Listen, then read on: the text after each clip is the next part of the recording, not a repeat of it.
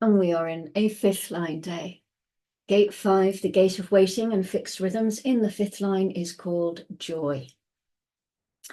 There are only 2 lines out of all the 384 that mention the word enlightenment. The 54-4, which is enlightenment, endarkenment, which is another thing entirely, actually. And here we have an aspect called enlightenment. Ra was really emphatic about asking us to understand that enlightenment is a projection of those from the outside onto somebody else. He wanted us to be really clear about that. Enlightenment is a projection. It is the outside turning on a light and focusing it on somebody else and projecting that light onto them. They may or may not be the master of what is being projected onto them, but it can look like that.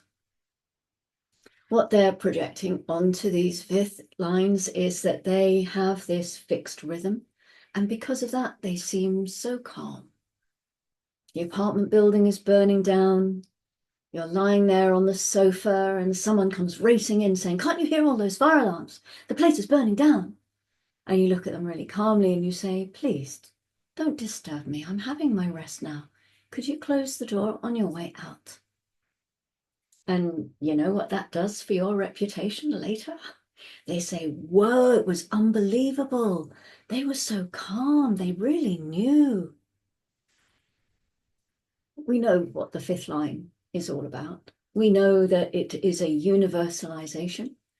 And we know that everyone who carries the fifth line is going to be projected on. Everything about the logic process is about the repetitive nature of that process, to repeat over and over again in your fixed rhythm, concentrated in order to produce out of that a corrective process to eventually, through experimentation, come to a point where, after many years, mastery is the result. In the second line, we had a projected field of inner peace going out. And when we get to the fifth line, we have the projected field going on to the fifth line, and that's joy.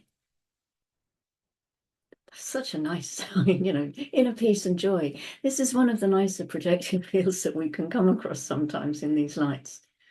The lifetime learning says waiting as an aspect of enlightenment. The themes of waiting as enlightenment are consistently here in these transpersonal lines. It's saying more than waiting, though. It's a bit more to it. In the fifth gate, it is saying that by living your pattern, that will bring enlightenment. If you live as yourself, then you get what's yours. This is still a typical fifth line here, though. There's no way in which this fifth line is going to universalize the pattern unless it's in a time of crisis and need, and that pattern is going to be a practical solution. Waiting for that is enlightened. You wait, there may never be a crisis. You may never get to universalize. It is what it is. Waiting for that enlightenment, not demanding it, not forcing it by saying this or that. Oh, it's hard to wait. No question about it. It is as hard for the generator to wait as it is for any emotional type to wait. It's a tough business. Ra said it's supposed to be tough. This is the planet of suffering. We're not supposed to have an easy time of it. Nothing easy is of value. We learn through the hardship. This demands attention and it demands focus to transcend it. And it demands reward. The rewards that come with those small victories. Each time you can wait, that's a small victory. So each time you do that, you can see what is there for you. In the exaltation, to remain calm as the ultimate aesthetic and thus recognize the inner meaning of being. The power to be calm and to find one's place in the flow. Ra said that if you can't wait as a generator, you're a godless thing. It's about the waiting. It is about trust in the nature of how all things work. It is the trust that you have no choice. So why push the river? Is that a good use of your energy? The question of being able to wait is a deep spiritual question within yourself. To trust in the cosmos is quite something to be able to do. And that's what all this waiting is about. It's not the artificial establishment of a pattern. This is not about artificial rituals. This is about seeing all the patterns that are there and how we each fit into a pattern. And that if we live out our nature and we live out that pattern, everything that belongs to that pattern comes to us. The power to be calm. You can only be calm if you know within yourself that it's not up to you.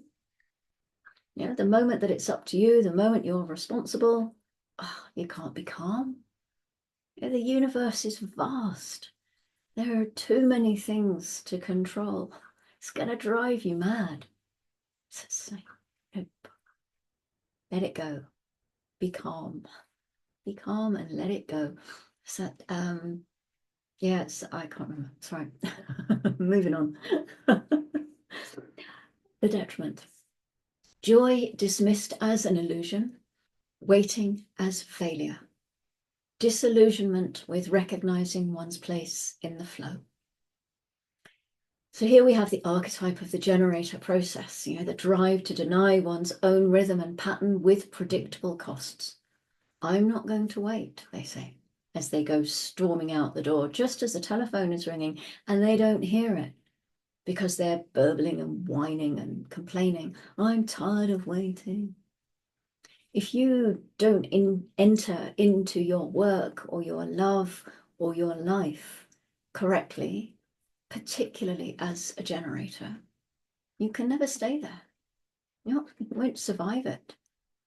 You can never grow out of it. You can never metamorphose. You can't have anything other than frustration.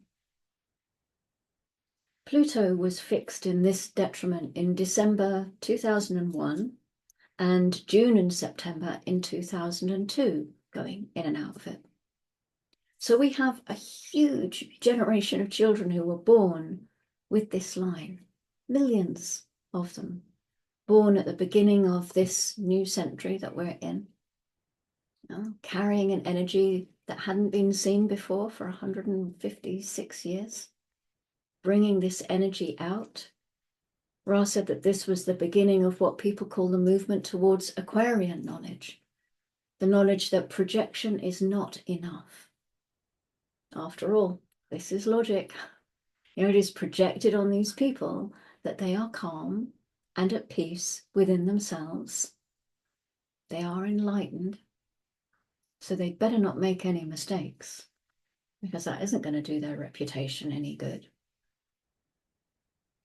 The grounding is coming, of course, through gate 35 in the fifth line, called altruism, the sacrifice of personal for communal progress. The general is being projected on that they don't take things personally. This is the collective. After all, it's about sharing whatever you have with whoever who wants it. Isn't that what the collective wants? Yeah, they're not interested in anyone taking anything personally, because actually it's not about that as a circuit. So perhaps you'll share your joy in the waiting, or you'll share your calm. I wonder how practical a solution that would be. The moon has been in gate 13 since 0409, the G center gate of listening. It moves into gate 49 at 1410, the gate of revolution and principles. This is tribal, this is the solar plexus, it's the gate of sacrifice and the butcher, and it's a gate that is going to change its nature in just over 2 years. So it's already changing its nature, but that's really what it's building to, this cycle change, the arrival of the mutation. Gate 49 is in a channel with gate 19. This is where we find the bride and the groom. It's the pressure to present a united front to the world. This tribal, we're in it, supporting each other together. It's also the pressure to find God. Now, this channel is part of the mystical way. And it's not just changing its nature, it's failing in a way, not with that connotation, but it's not going to be there anymore. Ra described this channel as sort of slowly closing off. You can imagine that it has a belt tied around the middle of it that is slowly but surely being tightened, and the flow of energy is slowing down, and eventually at the cycle change it will stop. And those born after the cycle change in February 2027, they won't have the experience of this channel in their design. Next, the moon moves into gate 30. That's just after midnight, 8 minutes past midnight. This is the clinging fire, the gate of the recognition of feelings. This is collective. It's part of the human experience to have feelings, to have desires, to have the hunger for a new experience, and then to share those things, because it's collective, of course. And it's a solar plexus gate, so it's going to be sharing its emotions too. Okay, this is the 5th line. Thank you very much for joining me. And yeah, take care. Enjoy this transit through the 5th line and its waiting and its fixed rhythms. I can feel there's something wants to be said and it's not coming. So I'll sit with that and and see. Maybe it's something extreme and it's a good thing it's not coming. But just for now then, thank you for joining me, and go gently.